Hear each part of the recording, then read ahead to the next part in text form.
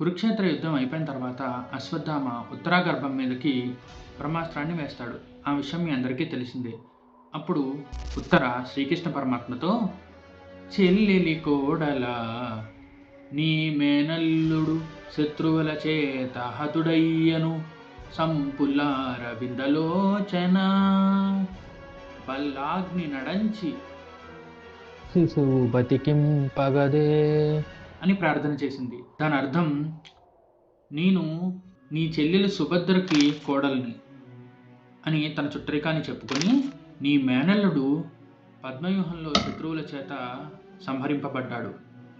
అయితే ఇప్పుడు ఓ పుల్లారవిందలోచన అంటే ఓ చక్కని వికసించిన కమలములు అంటే కన్నులు కలవాడా, ఇప్పుడు అశ్వత్థామ విడిచిపెట్టినటువంటి నిప్పులు కక్కే బాణం నన్ను నా బిడ్డని దహిస్తోంది, నా శిశువుని కాపాడవయ్యా అని శరణాగతి చేసింది. అయితే ఈ శరణాగతి ద్రౌపది దగ్గర నేర్చుకుంది.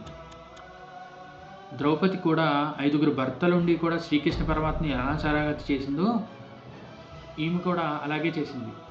మనం కూడా భగవంతుని అలా శరణాగతి చేస్తే ఉత్తర క్షణం ఫలితం కలుగుతుంది అని పోతన గారు చెప్తున్నారు. జై శ్రీరామ్.